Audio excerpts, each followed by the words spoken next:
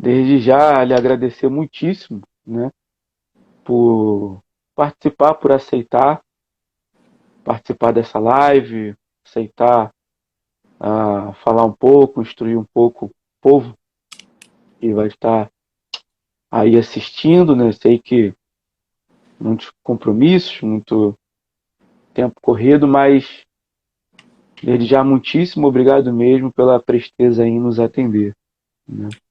A alegria é minha, muito obrigado pelo convite, conte sempre comigo, estou à sua disposição. Amém. Pessoal, convide pessoas aí, marque pessoas mesmo no comentários, porque com certeza será um momento enriquecedor, um privilégio estar aqui com o doutor, professor e pastor Tasso de Licurgo, né? Para quem está, compartilha aí o link para outros grupos, para outras pessoas. Será um momento, com certeza, aí muito proveitoso. E só para quem, de repente, não sabe quem é o pastor Tasso de Licurgo, né? Porque a gente que acompanha um pouco de política e questão, a gente viu uns tempos atrás aí, né? Que sempre que se referia ao senhor era primeiro pastor, né? Isso tem um motivo, né? O senhor era inclusive diretor do. Se escreve IPHN, PAN, mas se fala IFAM, não é isso? Isso. Sempre que a imprensa se refere, né, a isso, realmente falava, pastor Tasso Licurgo, tal, tal, né? E sempre para dizer alguma coisa, não é uma expressão genuína de um preconceito de ordem religiosa, né? Eu sempre via nos jornais, assim, nos noticiários, o pastor Tasso Licurgo, né? Mas ele era diretor do IFAM. O IFAM é um Instituto do Patrimônio Histórico e Artístico Nacional, que é um órgão do governo, um instituto do governo, e, e além disso, né, até pouquíssimo tempo atrás, há pouquíssimas semanas atrás, né, eu ainda era diretor do IFAM, Instituto do Patrimônio Histórico e Artístico Nacional, um órgão importantíssimo do governo, fui diretor aí de fomento, era importante para você pessoal ter noção disso, quem inclusive mediava relações internacionais com órgãos importantíssimos internacionais, como o Unesco e tantas outras coisas, tratando, né, do patrimônio cultural, artístico do Brasil, questões até envolvendo fomento, né, algo importantíssimo.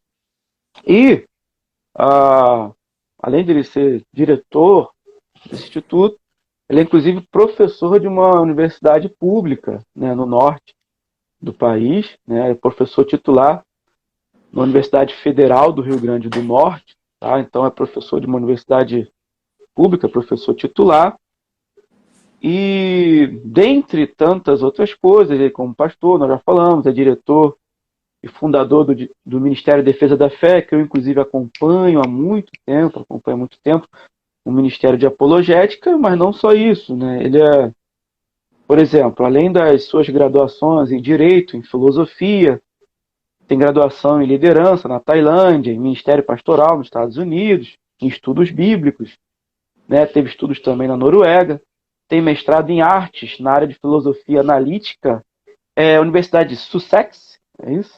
Sussex, é.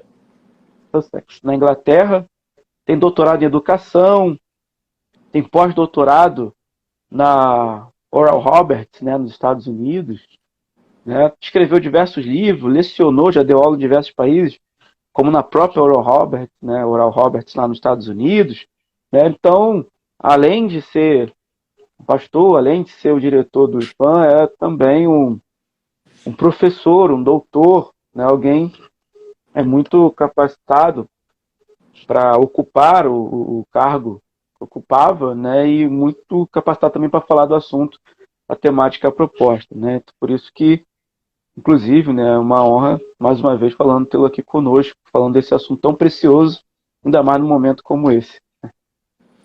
A alegria é minha, conforme eu disse, né? Nós estamos aqui para debatermos, conversarmos, né? Colocarmos aí a perspectiva cristã diante desses problemas que são reais, essas situações que são reais que acometem os jovens, né? São problemas importantes que têm de ser enfrentados de maneira séria pelas igrejas. Eu tenho muita convicção, e é uma convicção inclusive crescente, de que a igreja é o elemento mais importante na proteção dos jovens contra essas ideologias que vêm para destruir mesmo o cristianismo.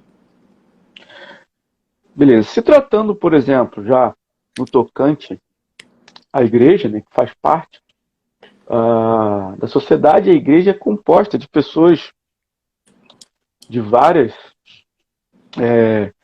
Hoje, inclusive, principalmente hoje, há pessoas de diversas ideologias, culturas, né, pessoas que são partidárias de um lado, de outro, de um ou outro candidato, e tem pessoas, além disso, né, de diversas cosmovisões políticas e tal, também tem pessoas de diversas classes sociais, econômicas, culturais.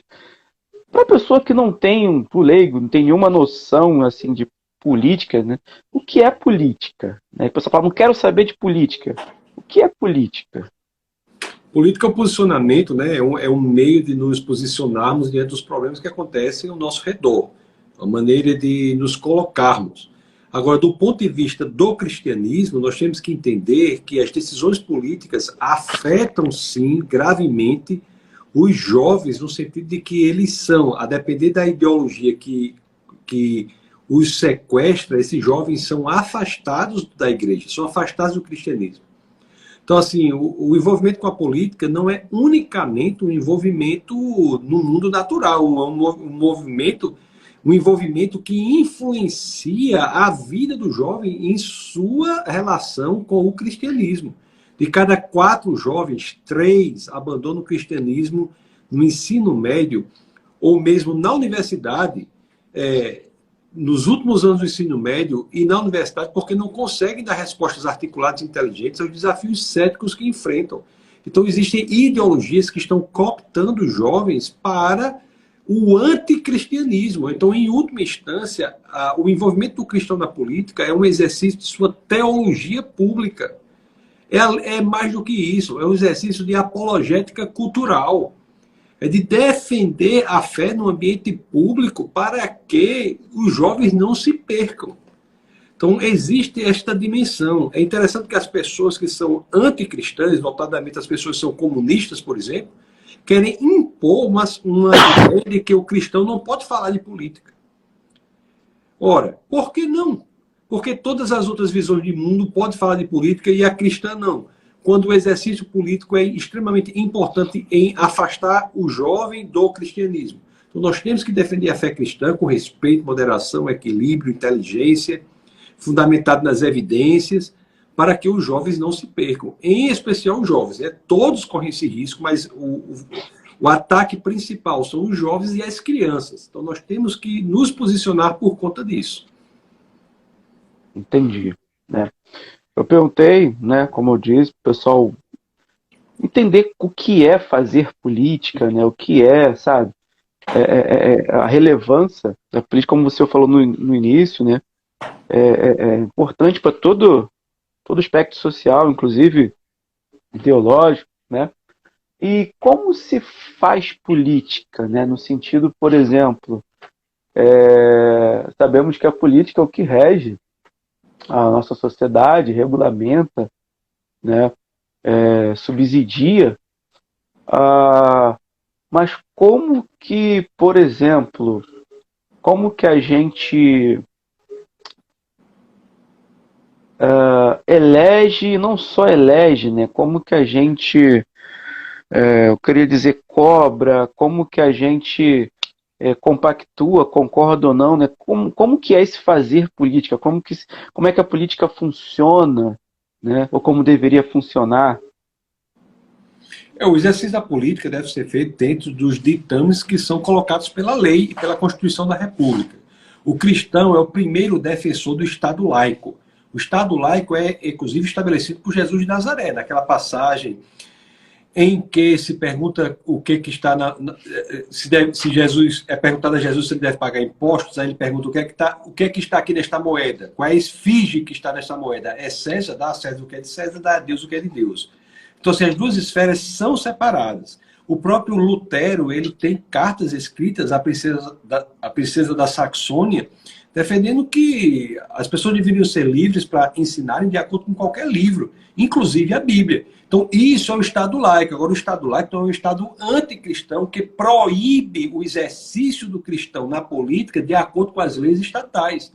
Ninguém está propondo aqui que o cristão exerça uma função pública de forma diferente do que exerce um judeu, um satanista, uma religião, um adepto da religião afro-brasileira, um ateu, seja lá o que for. Então, todas as visões de mundo estão aptas, livres para exercerem a função pública de acordo com as leis que são estabelecidas pelo arcabouço jurídico, pelo Estado.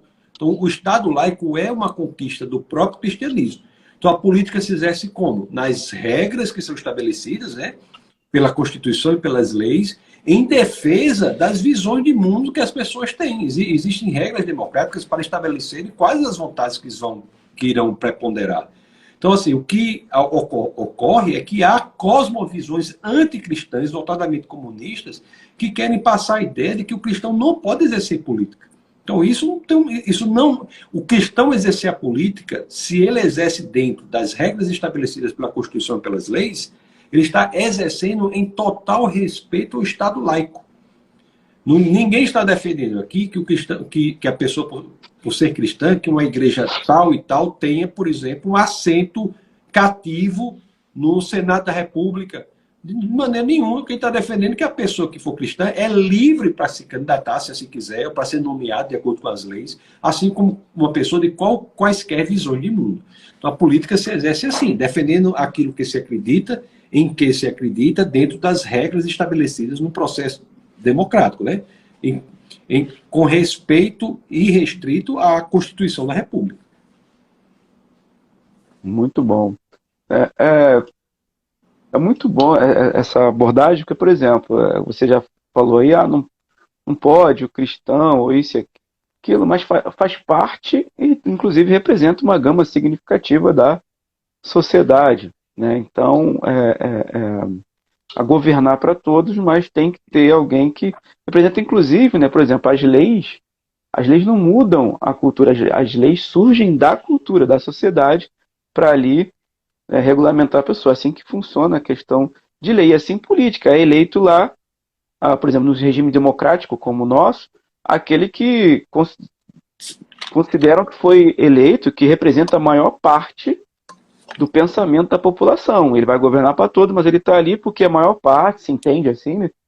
A maior parte pensa como aquele candidato, por isso o colocou lá, né? E aí, né, já entrando direto na temática da live, né, qual seria o papel como o cidadão, mas que também é cristão, né, no tocante à participação não só diretamente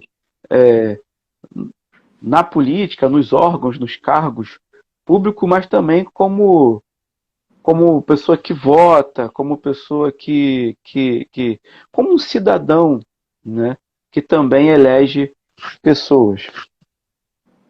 O cristão, ele tem que ter a concepção de que existem movimentos ideológicos que são contrários à igreja e à família. Existem movimentos assim, como, por exemplo, o feminismo é um movimento nesse sentido, o negrismo é outro movimento, o movimento LGBT é outro movimento. São movimentos ideológicos que têm por fim destruir estruturas do cristianismo.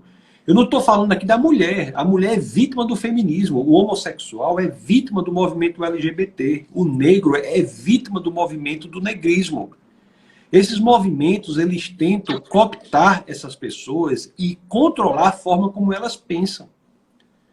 Esses movimentos, eles tentam trazer essas pessoas para uma ideologia pré-estabelecida e tentam controlar a forma como elas pensam. Para esses movimentos, uma mulher, por exemplo, não pode discordar de outra mulher no que diz respeito às pautas feministas. Todas as mulheres têm de necessariamente pensar de uma mesma forma. Isso é o fim da diversidade, isso é o fim da pluralidade, isso é o fim da individualidade. Da mesma forma, o negrismo quer aniquilar a individualidade do negro. Quer fazer que, pelo fato de alguém ser negro, ele tem que se engajar numa pauta política específica, só pode pensar daquela forma, não pode discordar de outro negro. Então, isso aí é o fim da individualidade do negro, é o fim da diversidade, é o fim do pensamento.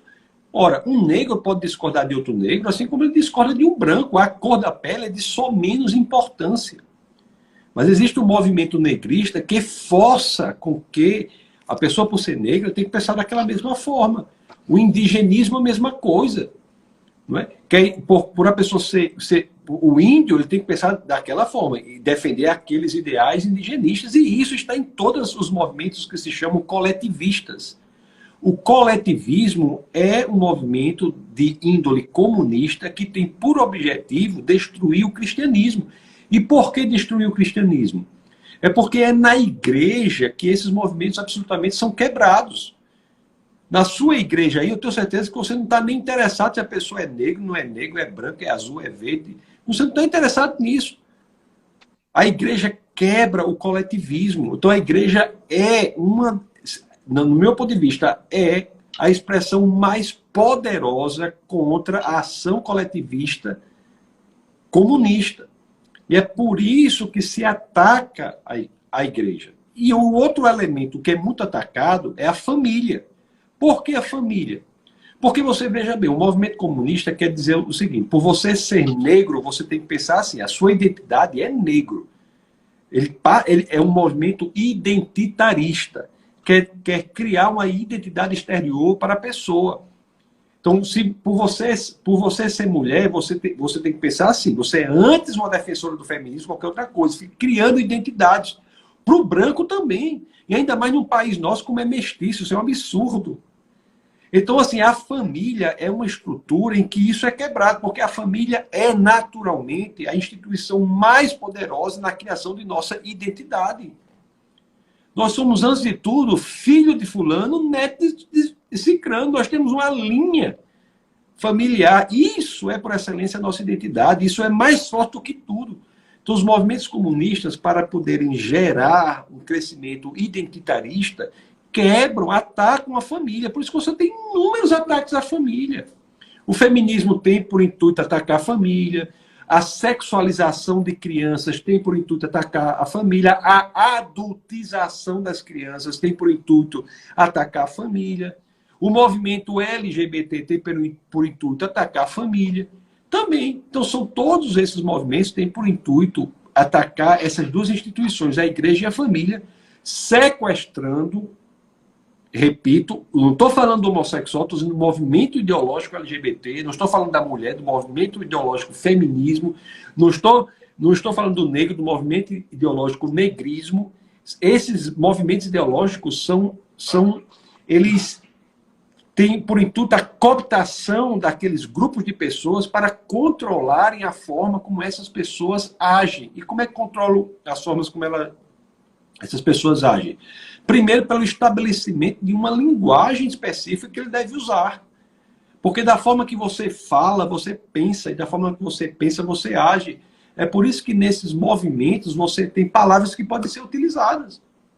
Eu mesmo, no exercício da função pública, eu estava desempenhando em Brasília, nós lidávamos lá com a riqueza brasileira muito grande, que são as línguas indígenas. Eu cheguei lá e falava, os índios, e tem alguém que me dizia, diretor, não pode falar índio. Eu digo, por que não pode falar índio? Quem foi que inventou essa história de não poder falar índio? Ninguém vai controlar a minha linguagem, não. Negro, não pode falar negro, é preto, agora não é mais preto, é pele preta. Quem é o dono da minha linguagem? Por quê? Porque o exercício de controle da linguagem gera a possibilidade de controlar o pensamento. Não é? Então, o comunismo é uma ideologia anticristã, pessoal. Você não pode ser cristão e ser comunista. São duas visões de mundo inconciliáveis, incompatíveis. O inimigo do comunismo não é o capitalismo. O inimigo do comunismo é o cristianismo. Isso tem que ficar bastante claro. Tem que ficar bastante claro. Só você pensar, só é a pessoa pensar um pouco. países mais comunistas do mundo, no caso China e Rússia, mercado livre, capitalismo solto lá. Existem pessoas bilionárias nesses países. E existem pessoas paupérrimas. O que não existe é a classe média. Por que não existe classe média? Porque a classe média é a classe mais independente do Estado. Então, a classe muito pobre ela é absolutamente dependente do Estado. Ela precisa do Estado. E a classe rica também precisa do Estado. Ela tem, a classe muito rica, parte dela, tem relações com o Estado. Então, para ela é importante ter relações com o Estado. A classe média é aquela para a qual o Estado só vem para atrapalhar.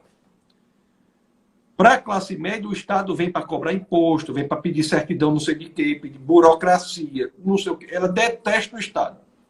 Então, por isso que o comunismo detesta a classe média, porque ela não é manipulável. A classe menos favorecida economicamente e a classe mais rica é mais facilmente manipulável do que a classe média. Então, essa estrutura. E por trás de tudo isso vem uma narrativa, não é, do comunista, do movimento dos intelectuais comunistas, dizendo assim que o cristão não pode se envolver na política. Por que não? Quem é que disse? Se o cristão não pode se envolver na política, não pode se expressar politicamente, isso tem que ser uma coisa que tem que ser feita num concílio de uma igreja, tem que ser de dentro para fora, nunca vindo de fora para dentro. Quem é que vai... Agora pronto, é o povo que vai dizer o que o cristão tem que fazer, o não cristão vai dizer o que o cristão tem que fazer, o que tem que fazer. Então, assim, esse é o movimento, essa é a realidade que muita gente não vê. Muita gente ainda acha que o comunismo é marxismo. O comunismo não é mais marxismo. Não é mais marxismo. O comunismo evoluiu. O pensamento comunista moderno se debruçou sobre as ideias de Antônio Gramsci e da escola de Frankfurt. Então, hoje é um comunismo que não quer mais o controle da economia, porque ele entendeu, como os intelectuais comunistas, que não conseguem controlar a economia. As leis de economia são indomáveis. Então, o controle hoje é no campo da cultura e da educação. É por isso que está esse horror. A cultura e a educação estão um horror. No Brasil, nem se fala. No Rio Grande do Norte,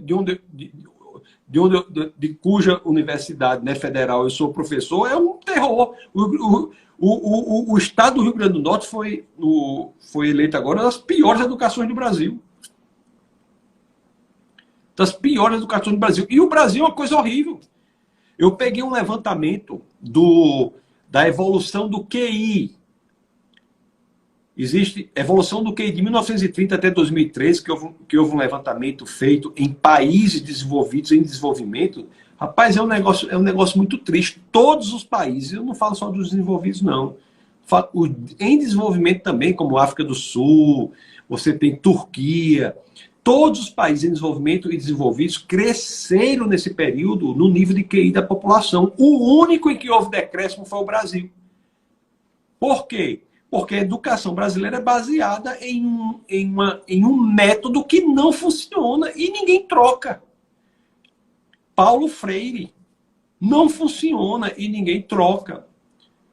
Se você, por exemplo, for o intelectual, o intelectual é alguém muito interessante, porque ele não é julgado pelas consequências das suas ideias.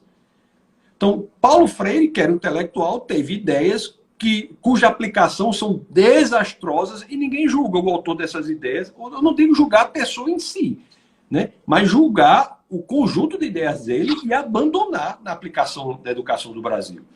Então nós vivemos nisso e o cristão tem que se conscientizar que a igreja é a instituição mais poderosa na reformulação disso. Não é o governo, pessoal. O governo não é mais poderoso do que a igreja na reformulação desses campos de educação e cultura. Então nós temos que nos posicionar. E isso, e eu falo aqui para cristãos agora, e isso tem respaldo, inclusive, teológico. Isso é teologia pública, isso é apologética cultural. Isso é um mandamento.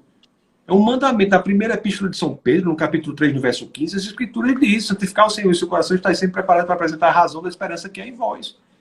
Então, para fazer isso, nós temos que colocar de maneira clara, estabelecida, os porquês que o cristianismo deve ser defendido contra essas ideologias que que têm por objetivo a destruição do cristão. Então isso tem que ficar bastante claro. Aí como é que alguém pode ser cristão e ser comunista? Não pode, são inconciliáveis. Ou não sabe o que é cristianismo, ou não sabe o que é comunismo, ou não sabe qual é nenhum dos dois. Não tem outra opção. Então você está entendendo como o negócio é grave? Não, você falou tanta coisa aí, você falou muita coisa, e que cada ponto ali cabia muitas abrangências. Você falou inclusive do Antônio Gramsci, né? E para quem aí está assistindo e não sabe, como você falou, o comunismo não é mais, né, o marxismo, né? E o Antônio Gramsci, inclusive, ele fala disso, fala assim, não funciona mais assim hoje na sociedade, aquela imposição. Tem direitos humanos, que inclusive vem do cristianismo, né? O pessoal não sabe. Você falou aí que o Estado laico vem do protestantismo, né? O pessoal fala, o Estado é laico. Então, foi os protestantes que conseguiram isso. Inclusive, a noção de direitos humanos vem do cristianismo, né? E Antônio Gramsci fala assim, não, tem que fazer engenharia social, né? A noção de engenharia social. Entrar nos meios de mídia para comover a massa e nas escolas e universidades para fazer a ideologia, né? Para montar a educação de base. Então, isso torna muito mais sorrateiro, né? Isso dá até um caráter de virtude, né? De algo bom que se está defendendo, né? Isso dá, inclusive, esse viés. Exato. A teoria gramsciana, em breves palavras, é a ideia de que você deve entregar um conteúdo com rótulo diferente. Então, tem pessoas, às vezes, bem intencionadas, mas por não conhecerem, acabam defendendo a destruição do cristianismo sem saber. Por exemplo, como eu tenho dito, por exemplo, a pessoa chega assim, ensino multidimensional. Tem nome mais bonito que esse? Não tem. Ensino multidimensional, não é um nome bonito? Mas quer dizer o que é isso? Quer dizer que nós vamos ensinar com base em uma defesa de um ensino multidimensional, nós vamos ensinar para nossas crianças matemática falando de ideologia? O conteúdo de sociologia tem que influenciar o ensino da matemática? Até na matemática, nós vamos doutrinar as crianças contra o cristianismo? A favor do comunismo? Isso é uma realidade, isso é uma realidade. A Universidade Federal do Rio de Janeiro tem um programa de doutorado em matemática, que a linha de pesquisa é Matemática Queer. E a outra é Afromatemática. O que tem a ver a cor da pessoa com a matemática, meu querido? O que tem a ver se a pessoa é asiático, é negro, é branco, é misturado, seja o que for. Não tem nada a ver. Então, essa multidimensionalidade quer dizer o quê? Então, é sempre com rótulo bonito, mas nós temos que ser treinados para lermos as entrelinhas, vermos onde as pessoas não estão vendo. A pessoa chega, por exemplo, e diz assim, educação para a paz. Quem é que não quer a paz? Todo mundo quer a paz. Mas o que é que está por trás da educação para a paz? É o relativismo cultural? Com base numa eventual defesa da educação para a paz, nós vamos achar que tudo é certo, que todas as ações culturais são corretas. Então, assim, você matar uma criança que nasce com deficiência física, ser algo cultural, e com base na educação para a paz, nós vamos defender isso? Então, assim, o ideal comunista é sofisticado. Existem os intelectuais comunistas. Não é todo comunista que é um intelectual, mas ele não precisa nem ser. Basta seguir a cartilha. No caso do Brasil, a cartilha comunista se chama Paulo Freire. Paulo Freire.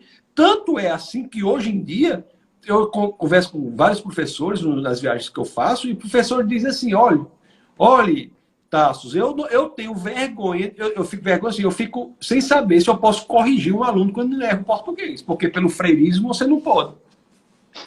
O aluno chega, professor, eu tenho que fazer uma pergunta. Aí o professor não pode dizer que meu filho, não é pergunta, não, é pergunta. Não pode falar, não. Porque você tem que aceitar, né, o repertório errado da pessoa. Não existe mais certo e errado. Então, assim, o que é que nós temos? Nós temos um dos povos mais mal preparados do mundo. do mundo. A universidade pública brasileira e a particular também, existe só uma forma de pensar. Existe uma hegemonia do pensamento. E quando você tem hegemonia do pensamento, o que é que você tem? Emburrecimento dos alunos. Os alunos não podem comparar modelos de mundo, não podem comparar cosmovisões, pensamentos diferentes, não.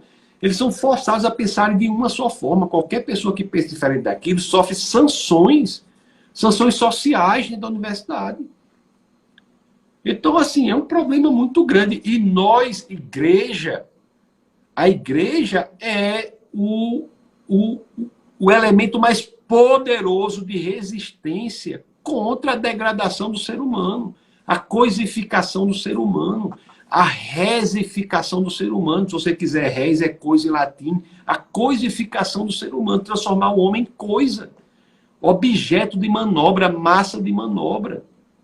É isso que está ocorrendo. O homossexual no Brasil está virando massa de manobra do comunismo.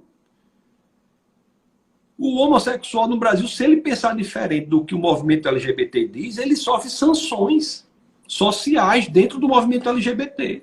Como muitos sofreram. Um caso clássico no Brasil é o deputado federal Clodovil, falecido. Era um caso sabidamente homossexual, todos sabiam, mas era uma pessoa que tinha um pensamento independente e era atacado pelo movimento LGBT. A mesma coisa do negro, a mesma coisa. Se tem um negro que pensa de uma forma diferente, ele é brutalmente atacado. Até no meu Instagram aí eu coloquei uma situação, um trecho de um vídeo, de um podcast que teve aí, que eram dois negros conversando. O negro diz uma coisa, uma opinião, expressa uma opinião lá, pessoal, e o outro diz assim, isso aí não é opinião de pretão não, viu? Aí o outro diz, mas peraí, tem opinião que é de preto, que não é de preto? Oxe, não é? O outro, que conversa é essa? Pelo fato da pessoa ser negra, a pessoa só pode pensar de um jeito. Pelo fato da pessoa ser branca, a pessoa só pode pensar de um jeito. O que tem a ver a cor da pele com o pensamento? O negro pode discordar de um negro, como discorda de um branco, de um asiático. Qual é o que tem a ver a cor da pele com isso? Ainda mais, olha, isso é tão terrível no caso do Brasil, que essa criação de separação de raças, no caso brasileiro, é atentatória à soberania nacional. Por que é atentatória à soberania nacional? Porque nós somos um país mestiço. Nós somos um povo mestiço. Rapaz, você é muito novo, mas a pessoa que é da minha faixa etária aprendeu quando era criança. Nós somos um povo mestiço. Somos um povo mestiço. Nós encontramos no Brasil a solução pacífica para a tensão racial. Num país que é estruturalmente racista, não existe mestiçagem. Isso é lógico. Num país que é essencialmente racista, as pessoas de cores diferentes não se misturam. Não se misturam. Você olha para todo lado, todas as famílias, a sua família, tenho certeza, qualquer uma outra, tem gente de todo tipo. Porque nós não somos racistas. Aí eu estava conversando eu sempre converso com algumas pessoas e tem gente que diz assim, não, o que a esquerda diz? Não, a mestiçagem no Brasil é fruto do estupro. Meus queridos, o comunismo propõe um modo de pensar o mundo que é independente da análise das evidências. Aí a pessoa disse, não, a mestiçagem no Brasil é fruto de estupro. Eu perguntei para ela, sua família tem gente assim, morena, clara, não sei o quê? Aí ela disse, tem gente morena, clara, não sei o quê. Aí eu disse, com base no que você está dizendo, deve ser tudo estuprador. Tudo estuprador, porque se você está dizendo que a mestiçagem no Brasil é fruto de estupro, então qualquer família que tiver miscigenação aí é estupradora. Olhe, você veja que é uma ideologia tão perversa que chama a nossa família de estupradores e nós aceitamos. Cadê Gilberto Freire nas universidades? Ele é rechaçado, tido como ultrapassado. Então, o conceito de mestiçagem é outro que nós temos que resgatar. Foi isso que eu tentei fazer na função que eu desempenhei no IFAM durante o tempo que eu desempenhei. Eu registrei como patrimônio imaterial do Brasil bens culturais como repente, matrizes tradicionais do forró. Por quê? Porque nas matrizes tradicionais do forró, você tanto não quer saber qual é a cor, você é uma expressão genuinamente mestiça. Você vai para o norte, para o Amazonas, por exemplo, se você for para o Amazonas, 2% da população é puramente indígena, menos de 2%. O resto, mestiços. Mestiços. Né? No boom aí da borracha, a quantidade de nordestinos que foram para a Amazônia, que são todos mestiços, e o indigenismo está lá para dizer que não. Como não? Olha a realidade. Então, nós, igreja, não podemos ficar assim, porque os movimentos comunistas, as ideologias militantes comunistas estão separando as pessoas para dominá-las. E a igreja é, repito, um reduto de obstáculo, de resistência contra esse ato terrível de separação das pessoas em grupos, chamado coletivismo. Na igreja é que isso tudo se quebra e nós não podemos nos amedrontar. Nós temos que nos colocar. Epa, aqui não. Olha, eu viajei, eu estava em Minas Gerais, mas antes eu fui na semana anterior, eu fui ao sertão do Nordeste, aqui do Alto Sertão, e lá eu tive uma reunião com pastores no Alto Sertão, e um pastor disse assim, olha, nós estamos tendo aqui um curso, não sei o quê, e lá estão dizendo contra o racismo na igreja. Aí eu disse, peraí, estamos numa reunião aqui só pastores. Eu quero que você, por favor, me diga se alguém, vamos ser claros, eu quero que você me diga se você já viu alguma expressão genuinamente racista na igreja.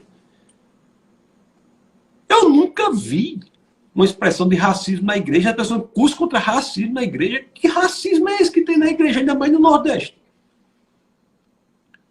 E as pessoas, eu digo, sejam sinceros, me diga, na sua igreja existe um racismo estrutural, algo que realmente a sua igreja é uma igreja racista?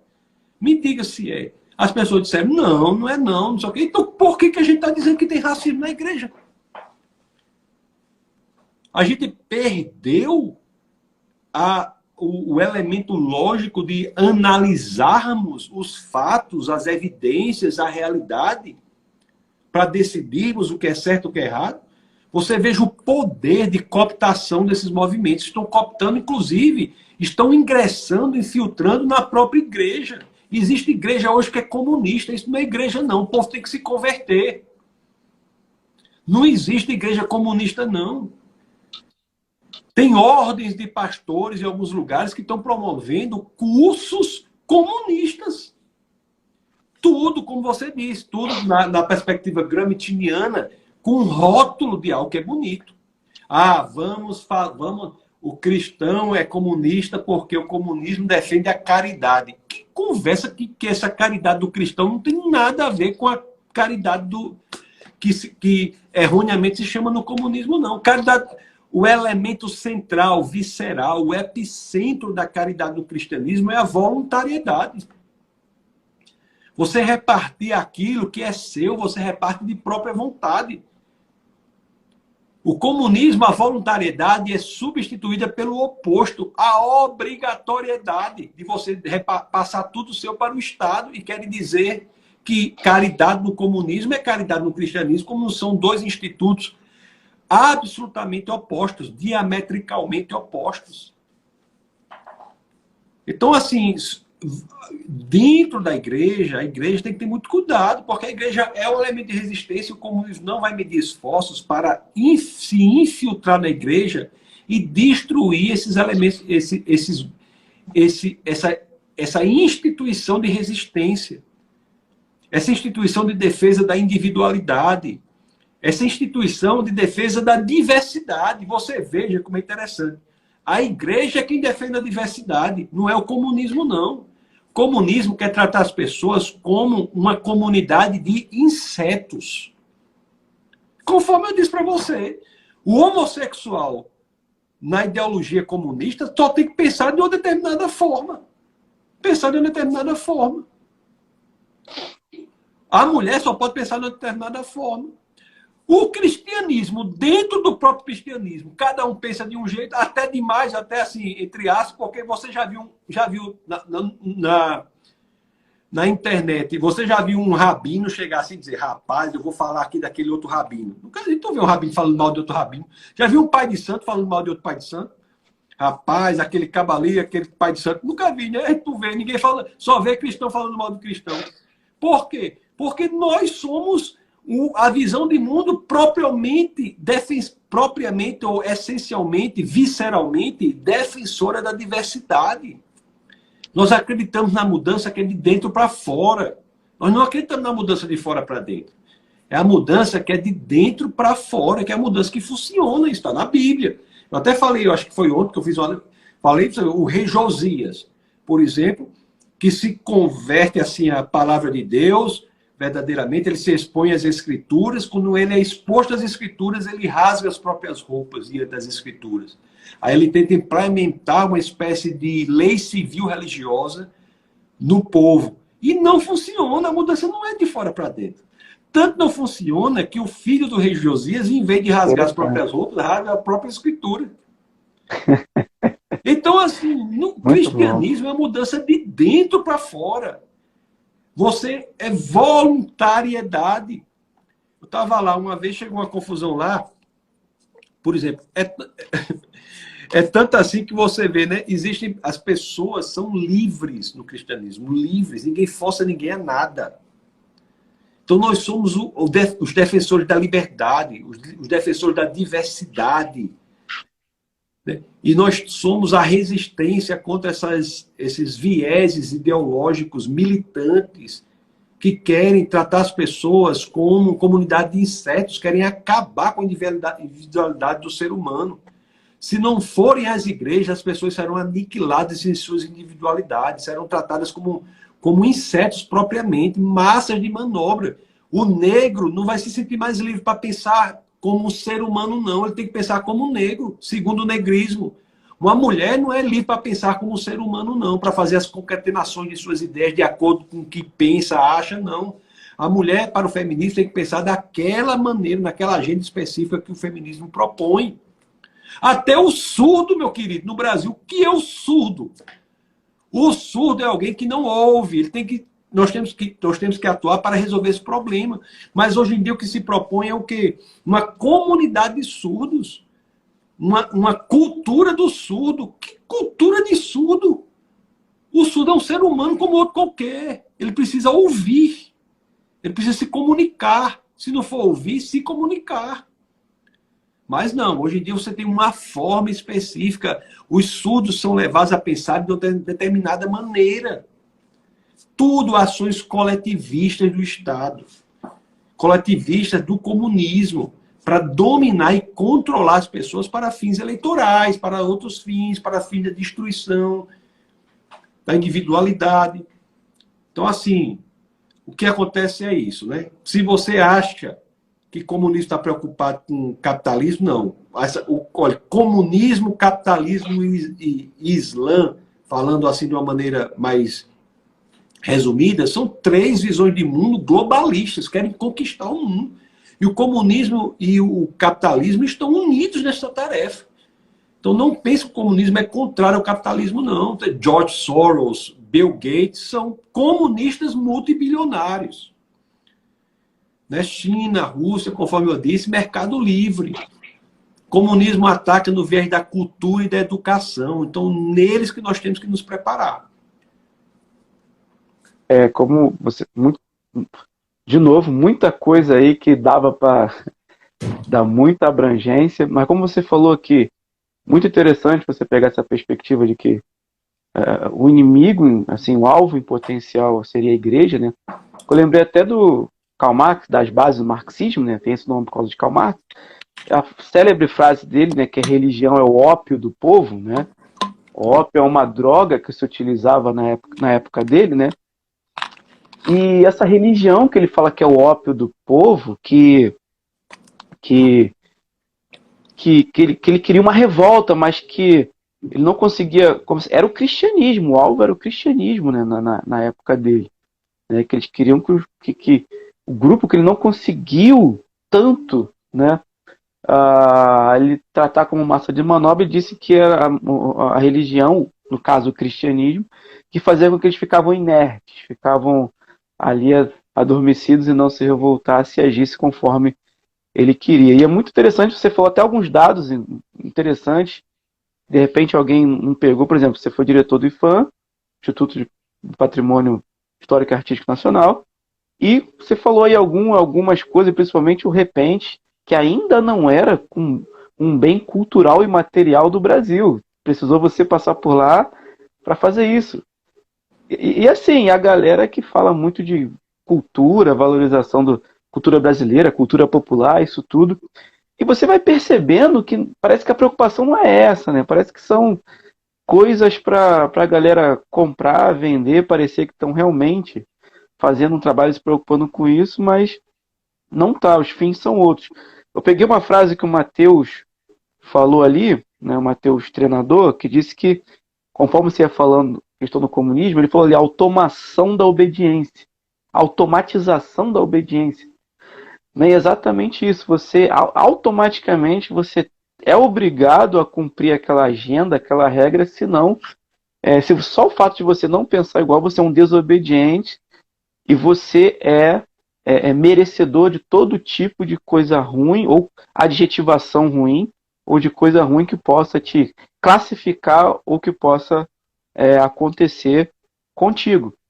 E isso leva, como você mesmo disse, peguei aqui, anotei que você falou, a coisificação do ser humano. Ele é uma coisa, ele não é um ser individual, como você falou, rechaça, acaba, anula a individualidade dele, a liberdade de pensamento, ele vira uma coisa, e eu lembrei até de uma frase do Jordan Peterson, que ele disse que hoje é muito fácil você saber o que a pessoa pensa. Dependendo assim, você é de qual grupo, você já sabe o que ela pensa, porque ela deixou de ser um indivíduo, né? Ela passou a ser simplesmente ali, como você falou, um inseto, né? Algo parecido, né, com os outros, que não pode destoar. Isso leva, inclusive, a uma alienação e que, como você falou, a parte final, nega as evidências. A pessoa já está tão automatizada, perdeu tanto a sua liberdade individual, sua liberdade de pensamento, o seu individualismo, que as coisas podem se aparecer latentes e patentes à sua frente, que ela vai negar porque ela já está coisificada, né? Então fiz um resumo aqui de tudo que você falou, que é algo bem preocupante realmente, né? E isso começa na infância, viu? Educação na infância. Existem métodos de lavagem cerebral, de manipulação psicológica, que são aplicadas nas crianças para coletivizá-las, para torná-las... É incutido numa criança branca hoje de 2 anos de idade que ela é culpada, porque ela não teve tempo de fazer nada. É um problema, são métodos terríveis de manipulação psicológica. Manipulação psicológica, não entende que as pessoas são indivíduos livres. É o que eu sempre digo, olha, preste atenção, muito cuidado aos pais. A escola não serve para educar. Escola não serve para educar. Se você pensa que a escola educa, você já está sequestrado em seu pensamento pelas armas do comunismo. Quem educa é a família, meu querido. A escola serve para ensinar. A escola não serve para educar. A escola é inservível para falar para o seu filho sobre sexualidade, moralidade. Agora, muitos pais, inclusive cristãos, querem terceirizar isso para especialistas do Estado. Não, vamos chamar uma especialista em sexualidade para falar para a turma de 12, 11 anos. Que conversa é essa? Você que tem que falar com o seu filho. Então, e desde criança pequena, existem métodos. Como eu posso passar a noite toda aqui falando sobre esses métodos, eu vou dizer 2 coisas só, para você prestar atenção. Por exemplo, quando você ensina, muitas famílias nem ensinam mais, mas as que ensinam sobre moralidade, sobre temas de comportamento valorativos, temas sobre valores axiológicos às crianças, as famílias que fazem isso têm que ter cuidado, porque as escolas têm métodos de manipulação psicológica para mudar aquele senso moral que você ensina para as crianças. Por exemplo, vou dar um exemplo claro. A multidimensionalidade que eu falei. As escolas hoje querem ensinar sobre questões que não são de conteúdo intelectual, sobre questões de valores, o que elas chamam tudo nomes bonitos, né? Respeito ao próximo, eles chamam de direitos humanos, etc, etc. E nesses ensinamentos, muitas das provas, das avaliações, envolvem questões em que, na avaliação, a criança tem de se posicionar e marcar a alternativa lá que será considerada correta. Aí os pais chegam para os filhos e dizem assim, quando muito, meu filho, você sabe que é errado, mas marque a alternativa tal para você tirar nota boa. Quando o pai faz isso, simplesmente, o pai está induzindo a criança a ter um comportamento que é dissonante com o que ela aprendeu que é certo ou que é errado. Então, quando a criança é induzida sutilmente a se comportar de forma diversa do que ela já aprendeu que é certo ou que é errado, cria-se na cabeça dela algo que se chama de dissonância cognitiva. E essa dissonância cognitiva, que é essa lacuna entre o que ela sabe que é certo e o que é errado, e a forma para a qual ela está sendo sutilmente induzida a agir, não fica sem solução. Com o tempo, ela tende a mover o lugar de entendimento de moralidade dela para o lugar em que dará sustentáculo à ação para a qual ela está sendo induzida a desempenhar. Então, o certo é, você dizer para o seu filho, meu filho, o certo é isso. Se a avaliação for marcar certo outra coisa, erre. Tire nota ruim. Não mande seu filho tirar nota boa, marcando elementos de moralidade que são contrários à forma como você ensina para o seu filho, não. Porque a escola não era para estar fazendo avaliação sobre questão de valores, não, de moralidade, não. A escola é para estar fazendo avaliação sobre matemática, física, química, português, sobre essas coisas. Então, se ela faz sobre questão de moralidade, você pode ter certeza que existe uma pauta por trás para forçar as crianças, formatar as crianças naquele tipo de pensamento. E eu repito, não é que todos os professores da escola sejam intelectuais profundos nesse assunto, não. É que simplesmente eles seguem a cartilha, que é Paulo Freire. A mesma coisa, teatralização, dramatização em sala de aula. Dramatização é uma ferramenta muito boa, mas você, pai, tem que saber o que está sendo dramatizado. Qual é o roteiro da peça que está sendo colocado ali.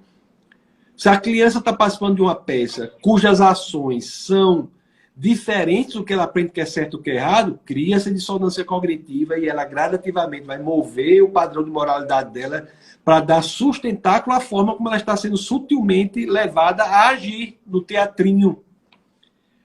Muito melhor seria se a escola chegasse assim, faça isso por uma questão que eu estou mandando.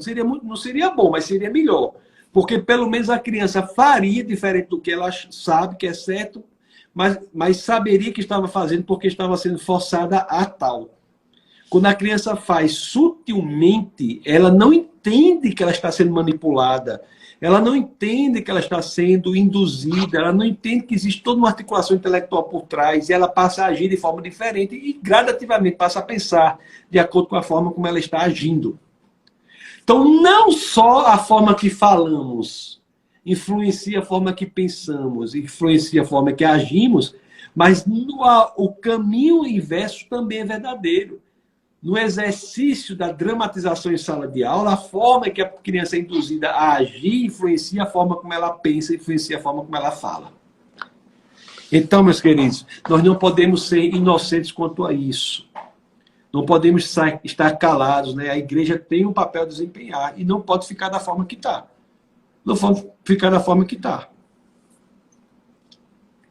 Muito interessante também. Muita coisa que você falou aí também dá muitos desdobramentos, só que eu não vou dar tantos. E você percebe uma grande coisa que acontece hoje também, que eu estava aqui pensando, é, por exemplo, assim, não.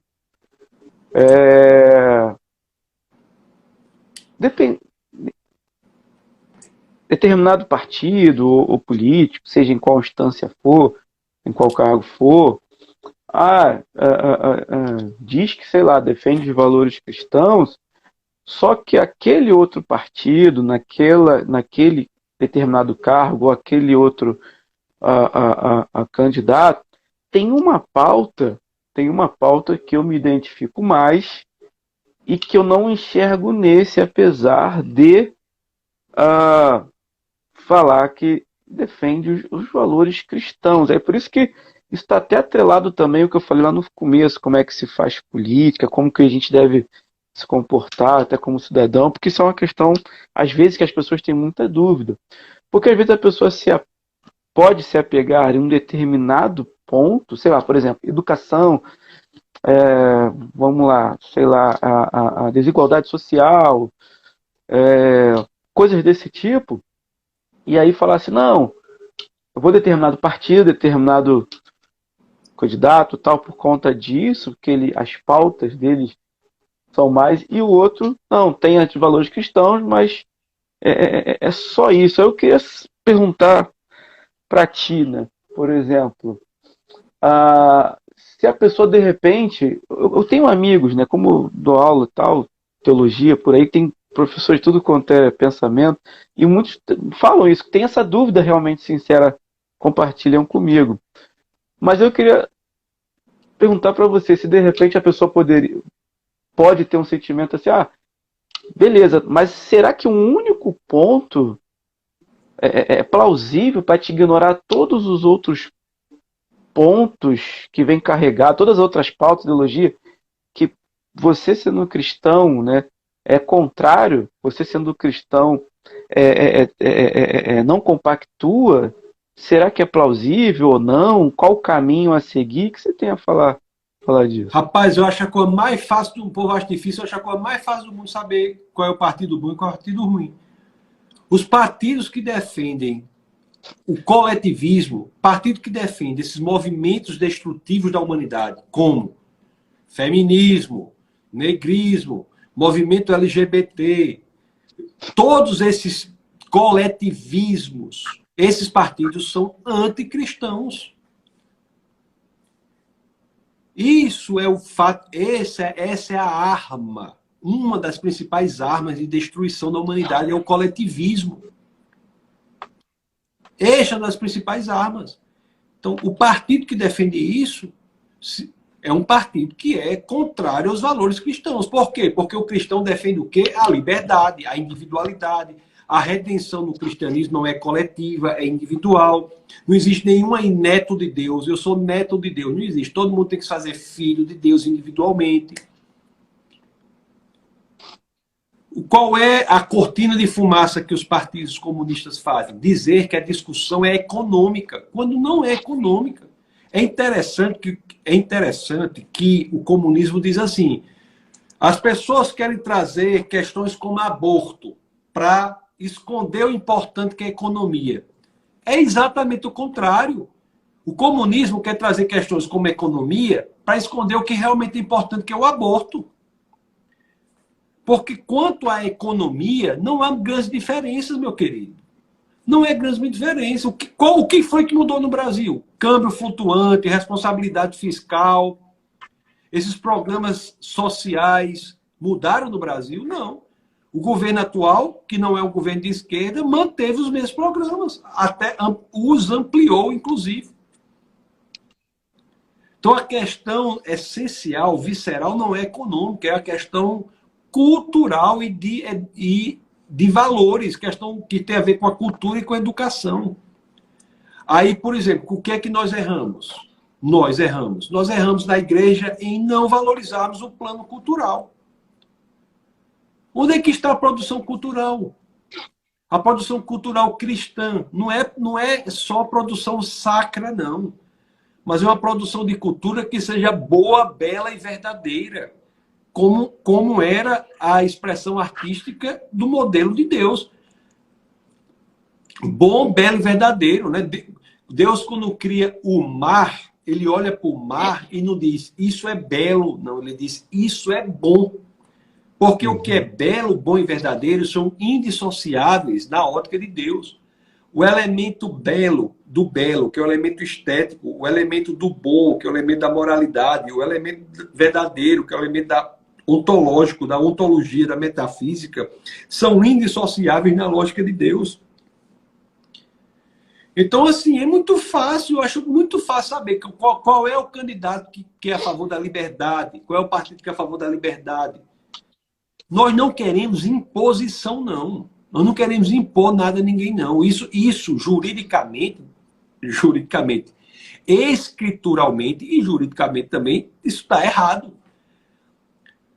Sempre que você quer impor uma religião, dá errado. E o cristianismo, no caso específico do cristianismo, a imposição do cristianismo é impossível. Eu acho que Jesus de Nazaré, eu acho que naquela passagem do Evangelho de São João, capítulo 6, se eu não me engano, verso 66, chega lá, os discípulos tinham abandonado o Cristo, ficaram uns pouquinhos lá. Aí os outros pouquinhos chegam para falar com Cristo, a gente acha que Cristo vai dizer, ei, não vão embora não, o que é que Cristo diz? Ei, vocês não querem ir embora também não? O Deus Criador dos céus e da terra, até ele respeita o livre-arbítrio. Nós defendemos a liberdade, cada um pensa da forma que quiser. Quiser ser ateísta, seja, quiser ser muçulmano, seja ser o que você quiser. A conversão ao cristianismo não pode ser pela força, tem que ser pelo convencimento do Espírito Santo. Nós fazemos a nossa parte e o Espírito Santo de Deus convence.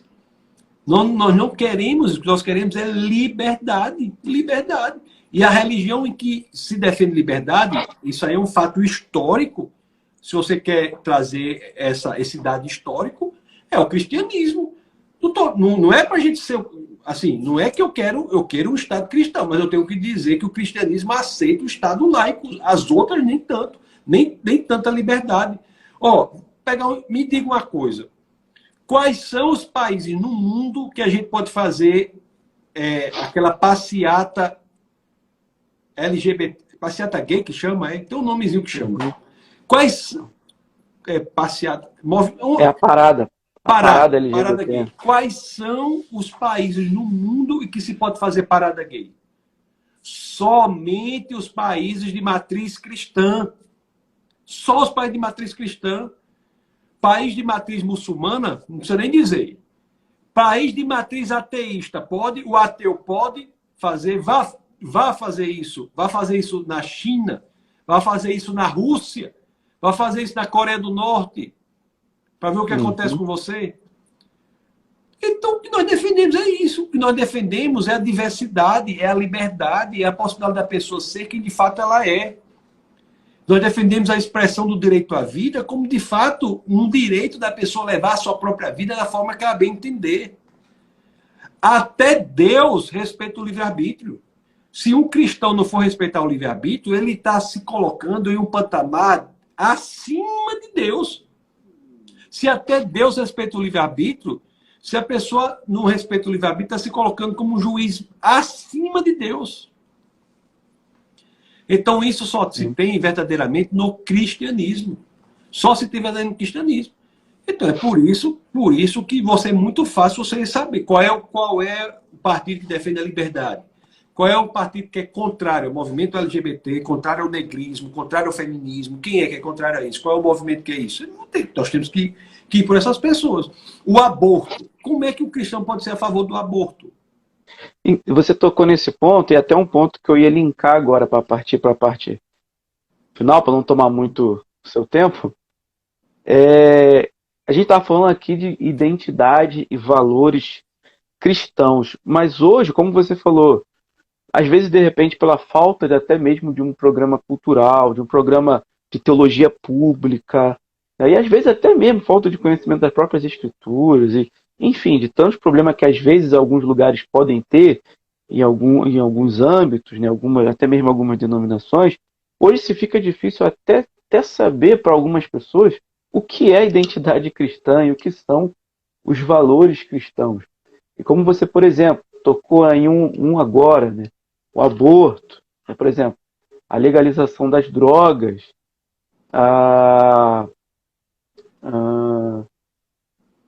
e tantos outros, né? E aí eu te pergunto, né? Dentro dos valores cristãos, né?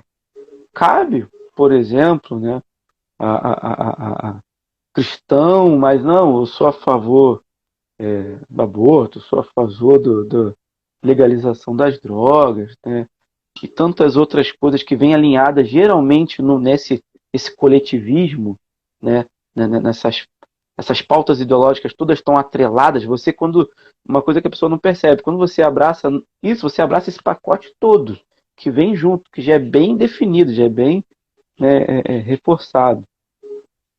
Sua pergunta é assim, você perguntou assim, cabe alguém dizer que é cristão, você é a favor do aborto, você é a favor das Sim. drogas, é isso? Eu vou responder bem diretamente. Não, essa pessoa tem de se converter. Não, para não ter dúvida, porque às vezes só fala muito, o outro não entende, não cabe, é impossível, não é cristão.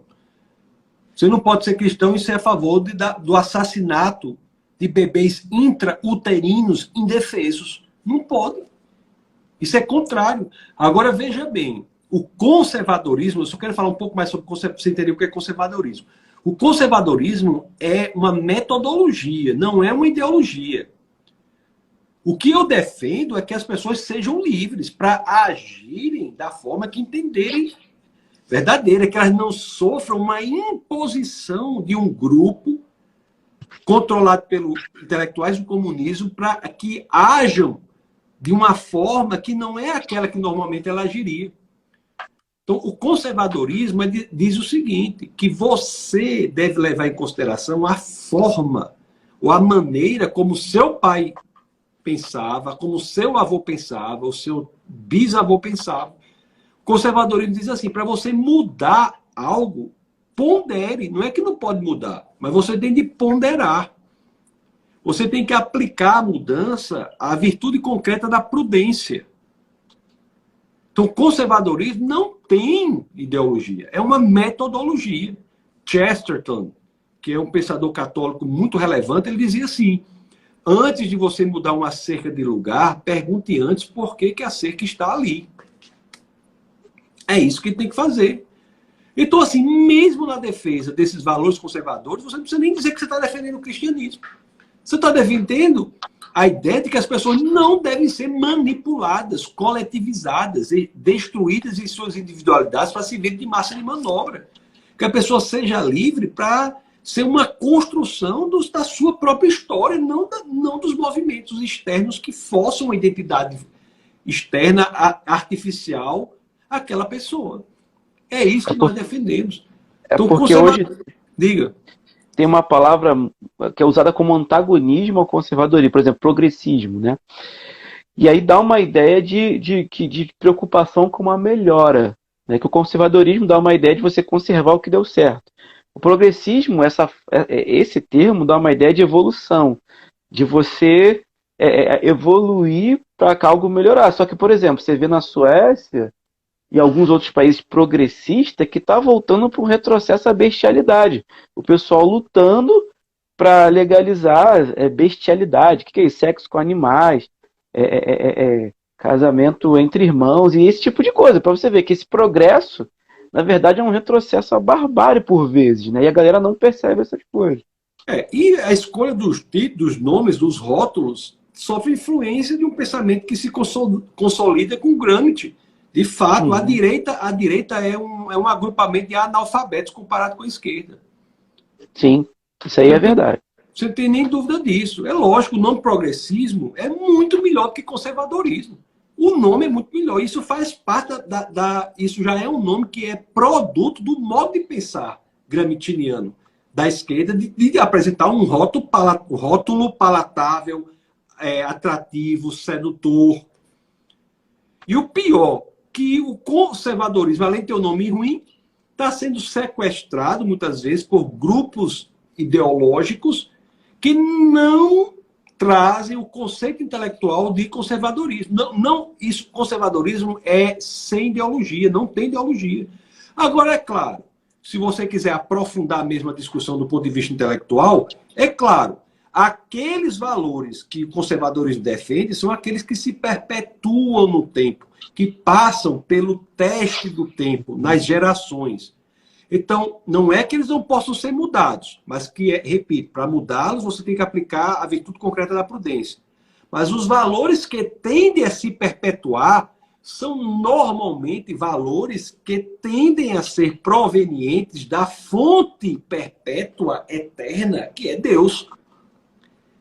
Então, é por isso que muitos conservadores são cristãos. Mas não é porque o conservadorismo é cheio de ideologia, não. É porque o conservadorismo é uma metodologia de respeito aos valores que foram perpetuados pelo teste do tempo e, repito, reitero, repiso, esses valores tendem a ser provenientes da fonte eterna, perpétua, que é Deus. É por isso que há essa aparente sinonímia entre conservadorismo e cristianismo. A razão é essa. Não é que são sinônimos, mas tem muito conservador que é cristão por conta disso. Então, assim, a gente não quer impor nada. A gente não quer impor ideologia. A gente quer dizer que as pessoas são livres. São livres. Livres e com dignidade. E você tem razão. A dignidade é um conceito essencial do ser humano, que é proveniente das Escrituras, né? Deus criou o homem segundo a sua imagem e semelhança. O homem tem um valor em si. O ser humano tem um valor em si. O valor do ser humano não é decorrente do que ele faz, não é decorrente do que ele tem. O valor do ser humano é pelo simples fato de ele ser humano. É um valor intrínseco. É diferente da coisa. A coisa, ela não tem dignidade. O homem tem dignidade. A coisa tem um valor externo, não é intrínseco. Qual é a diferença? Por exemplo, você pode ter o computador mais top aí da face da Terra aí. Computador de alto nível. Se seu computador explodir, se alguém lhe der o dinheiro correspondente para você comprar um novo computador, você não vai ficar chorando com saudade daquele computador antigo. Nada disso. Ele é substituível, porque o valor dele não é intrínseco. É pelo que ele fazia, pelo que ele poderia apresentar, pelos resultados. O ser humano não é assim. Você pode ter um filho, o filho falece, você pode ter 30 filhos depois. Todos eles serão grandes alegrias, mas não substituirão aquele que se foi. Por quê? Porque o ser humano é insubstituível. No momento que você tira a dignidade do homem e o coisifica para utilizá-lo como massa de manobra, você está tratando o homem como se o objeto fosse. Aí eu repito, está coisificando, resificando o ser humano. E é contra isso que nós lutamos, que nós colocamos. E a igreja, meu amigo, presta atenção. A gente já está encaminhando aqui para a finalização, como você disse. Deixa eu dizer uma coisa clara para vocês. Vocês cristãos, pastores que estão nos ouvindo, a igreja é o elemento mais importante de resistência contra esses atos destrutivos dos nossos jovens. Eu não estou aqui interessado na construção intelectual, não. Eu estou baseado aqui em experiência prática de jovens que estão se perdendo, de filhos de inúmeros pastores que eu conheço que estão se perdendo. E por quê? Por conta dessas ideologias. Isso que eu estou falando tem uma implicação prática, real. Vá para a universidade, vai ver o que acontece lá. Quantas pessoas estão agindo moralmente de forma absolutamente diferente quando entram na universidade? O pai tenta criar o filho de uma determinada forma, quando o filho entra na universidade, 6 meses são suficientes para a pessoa mudar totalmente sua concepção moral. Isso é normal? Isso é normal que aconteça? O que está havendo lá? Que mágica é essa? É uma estrutura construída de dominação para manipulação da forma como a pessoa pensa, o jovem pensa. Agora, se o pai quer que seu filho pense totalmente diferente do cristianismo, fica à vontade, problema da família.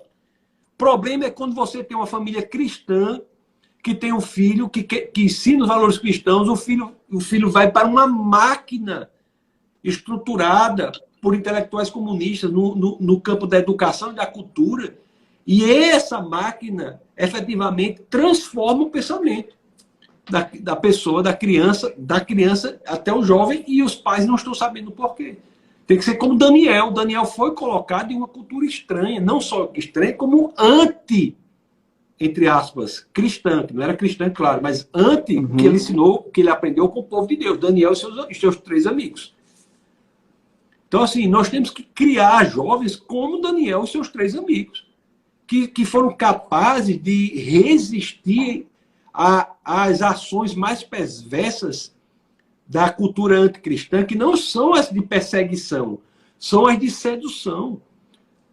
O rei da Babilônia sabia que o faraó tinha tentado perseguição, não tinha dado certo. O rei da Babilônia agiu por sedução. Aos jovens foi proposto que eles comessem da comida do rei, bebessem da bebida do rei. E Daniel disse não, com respeito, moderação, equilíbrio e estratégia. Por que ele disse não? Porque ele sabia que, negando as pequenas seduções, faria com que ele tivesse força para negar as grandes. Aí tem cristãos hoje que não veem esse princípio básico.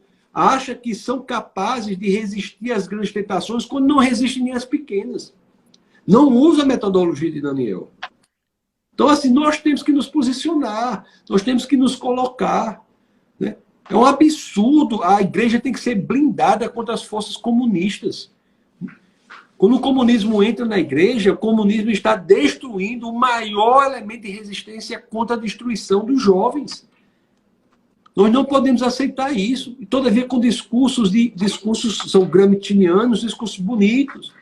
Deus é amor. O que é amor? O que é amor? Amor é você empreender uma intervenção hormonal e cirúrgica numa criança, porque ela se diz ser de outro sexo, para depois ela estar absolutamente arrependida e ser levada a uma situação terrível, como no meu Instagram tem várias situações dessas, crianças que quando crescem, dizem, meu Deus, o que foi feito? Hoje em dia as escolas estão, quando a criança chega um menino lá e diz assim, olha pessoal, eu quero avisar vocês que eu sou menina a partir de agora. As escolas automaticamente mudam a forma como se refere à criança. Algumas, nos Estados Unidos isso acontece, já passam a sessões para ajudar na transição, no que chamam de transição de gênero, e isso tudo sem avisar os pais. E nós estamos aceitando isso. Não é porque eu queira ser contra a ideologia de gênero, não. É porque a ideologia de gênero propõe algo que é impossível. Um homem não pode se transformar numa mulher. Isso é um impeditivo da realidade. A realidade não permite que isso ocorra.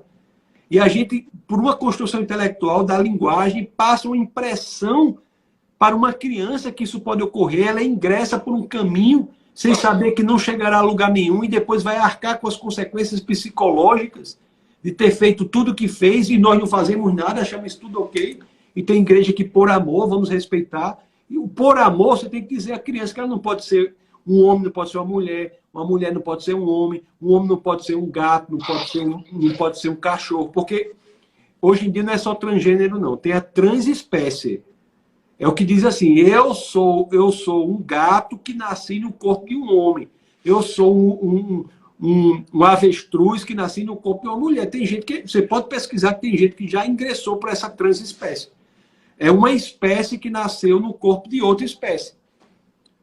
Então, assim, nós passamos a esse mundo, que é um mundo que diz que as evidências empíricas, o real, o palpável, não é mais importante. O importante é a ideologia. As pessoas ficam repetindo o que a ideologia diz, sem buscar na realidade as comprovações daquilo que estão repetindo. E isso causa consequências, isso causa morte.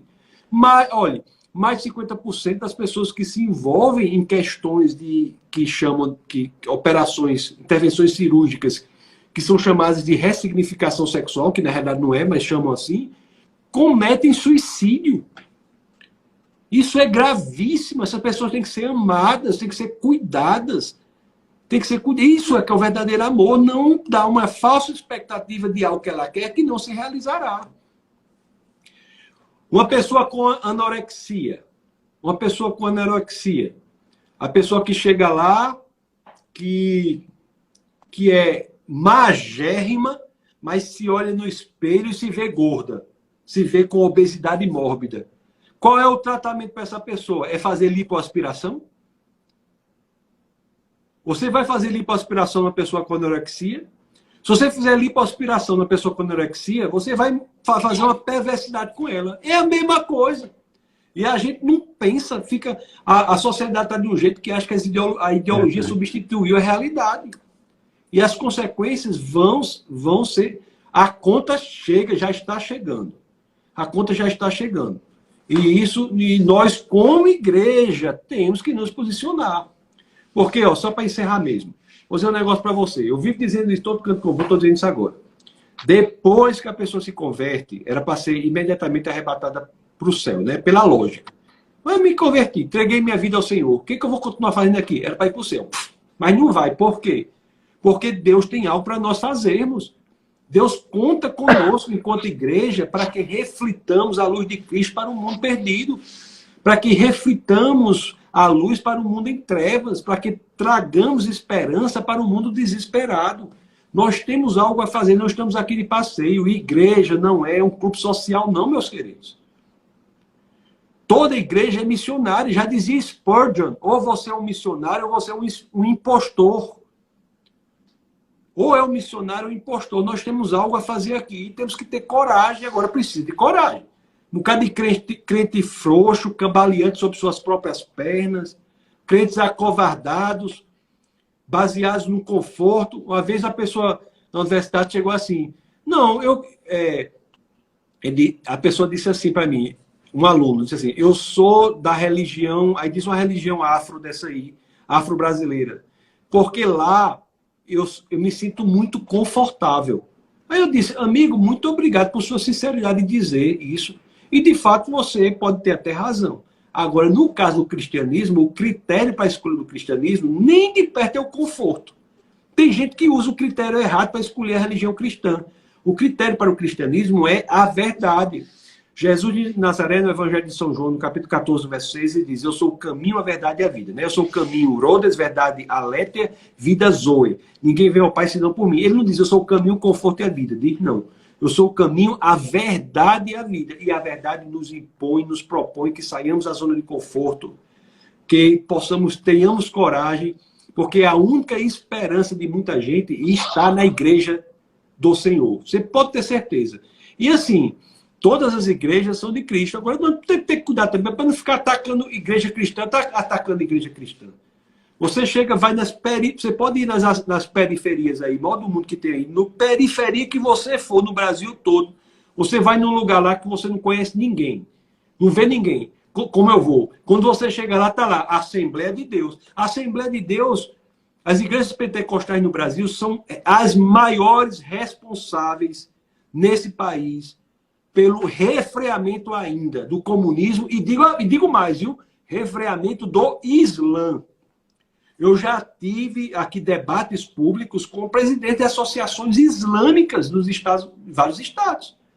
Isso eu quero que se acabe isso? Não, mas eu estou dizendo que o crescimento do islamismo, na experiência no mundo, tem uma consequência.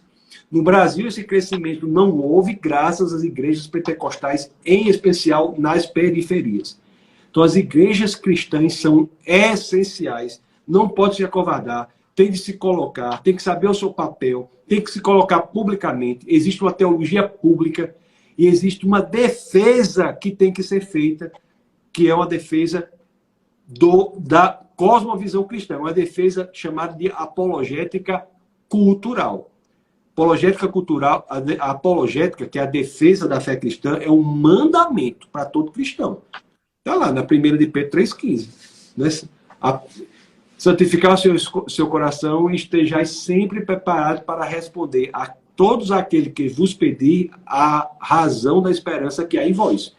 Nós temos que estar preparados para apresentar a razão da esperança que há em nós, a razão da nossa fé. E vamos ficar feito um bocado de gente covarde, brigando um com os outros, sem contato com a realidade, sem saber o que está acontecendo. Amiga, é um problema esse negócio. Vamos nos organizar, vamos para frente. Estou querendo fazer até uma associação assim, nacional das igrejas para ter uma coordenação de ação contra o crescimento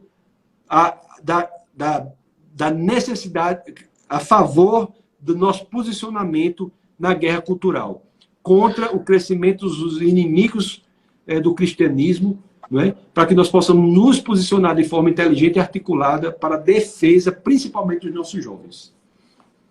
E foi sensacional essa forma como você abordou. Lá atrás, quando eu perguntei sobre a questão do aborto, legalização das drogas, a menção que eu fiz do progressismo foi justamente sugestiva, provocativa, justamente para você falar melhor, né, para a galera que está assistindo sobre essas coisas. Por quê? Porque justamente esse progressismo, e essa fala bonita, e essa falsa ideia de melhora, de evolução, né, faz as pessoas confundirem os valores cristãos. Como eu falei, a pauta do aborto, por exemplo, isso é questão de saúde pública, então não discute isso bíblica nem teologicamente. Já tira da discussão da igreja se é saúde pública. Não, só a partir do terceiro mês que passa a ser vida. Mas aí por isso que eu falei, por quê? Para a pessoa prestar atenção que está desviando o foco dela. Porque a questão não é de saúde pública. A questão é de bioética. Para a gente é teológica. Onde começa a vida? Onde se inicia a vida? E segundo a Bíblia, na concepção, Deus projetou aquela pessoa, Deus mesmo fez a formação daquela pessoa, como Davi diz. Então não é de saúde pública. Justamente essas discussões, essa questão, esse viés do progressismo, é para desvirtuar e para confundir os próprios cristãos acerca dos seus próprios valores e da sua própria identidade. Então, por isso que foi fundamental, foi excepcional, excelente essa live aqui com o senhor, com alguém muito gabaritado, alguém também muito experimentado, alguém que é professor de universidade pública, é alguém que estudou em vários lugares, inclusive fora do país, tem doutorado, pós-doutorado, inclusive fora do país, é alguém que foi diretor de um órgão importantíssimo. Eu até achei assim como, gente, foi muito diferente um pastor como um órgão cultural e artístico, que no Brasil não se veria isso de forma alguma há pouquíssimo tempo atrás. Mas é alguém capacitado, né? Como eu acompanho um pouco sobre as questões culturais, políticas, educacionais, eu via que sempre que algumas mídias, alguns jornais falam o pastor Tasso de Licurgo, mas era um diretor do instituto, que é alguém capacitado e gabaritado para estar ali, e alguém que experimentou tantos ataques por conta dos seus posicionamentos, claro, por conta da sua posição de pastor, mas o seu posicionamento sempre firme, sempre claro, acerca daquilo que você acredita, daquilo que você defende, né? E também mesmo na faculdade, nem precisa dizer como eu imagino, né? Não só os ataques diretos, mas os indiretos, aqueles velados que a gente sabe que acontece, né? Que você deve sofrer, mas está aí sendo fiel àquilo que acredita, fiel àquilo que não só que acredita, mas que teve um contato, se mostrando aí alguém que acordando não só a sociedade, mas também a igreja para esses momentos tão tenebrosos politicamente e também espiritualmente e até, por que não, escatologicamente, né? Amigo, se tem alguém aqui que é cristão e não segue e não sofre algum tipo de perseguição em razão do seu cristianismo, é bom que reavalie a sua saúde espiritual. Nós somos, como diria C.S. Lewis, um exército em um território ocupado. Como é que você não vai ser perseguido? Como é que você não vai ser perseguido? É claro. Agora, o John Wesley fazia 3 dias que ele não sofria nenhuma perseguição. John Wesley, que é responsável praticamente pela conversão de um país. Fazia 3 dias que ele não era perseguido. Aí desceu do cavalo, levantou as mãos aos céus, começou a orar. Aí jogaram uma pedra nele. Quando a primeira pedra bateu, ele diz: obrigado, Senhor, pela confirmação de que eu estou no caminho certo. Isso é o dia a dia. Isso é o dia a dia. Ser perseguido por Cristo, né? Não é por coisa errada que a pessoa faz, não. Por Cristo. Isso aí. Então, toda a vida que a imprensa maldosamente tentava atacar, fazia referência a pastor, dentro de mim eu sentia uma alegria, porque era a confirmação de que estava no caminho certo. Não posso esperar outra coisa, não. Confirmação de que estava no caminho certo. E isso é o que dá sentido à nossa permanência aqui na Terra, entre o dia em que nós nos convertemos e o dia em que morremos e vamos para o céu. É isso, nos posicionar. Agora, eu falei da 1 de Pedro 3,15.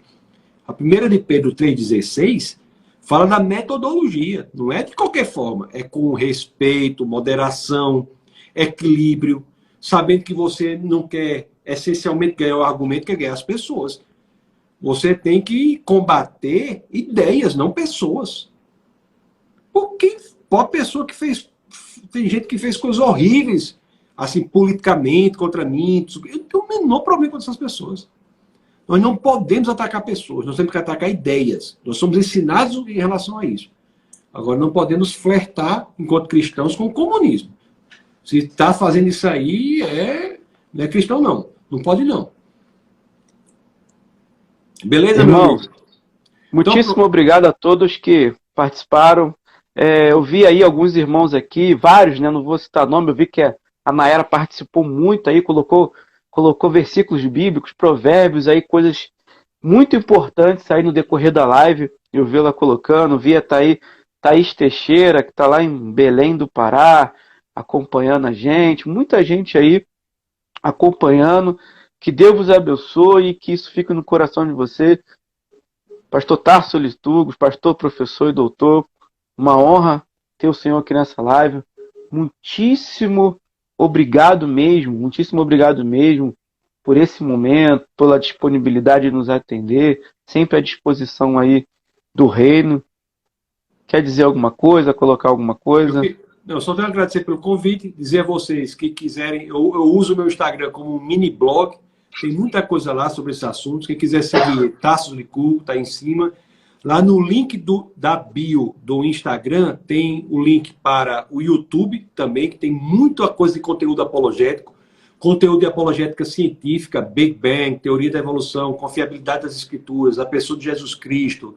Então tem muita coisa lá, se quiserem seguir, fique bem à vontade. E eu criei recentemente, há poucos dias, um canal no Telegram, que esse canal eu coloco algumas novidades lá, quando eu coloco lá, que também o link também está lá no Instagram, no link da bio. Então fique bem à vontade, foi um prazer, que Deus abençoe poderosamente e conte comigo sempre que precisar. Ok, meu querido? Presbítero Luiz Fernando, abraço. Deus abençoe vocês todos aí. Pastor Tarso, muitíssimo obrigado. Deus te abençoe em tudo. Paz.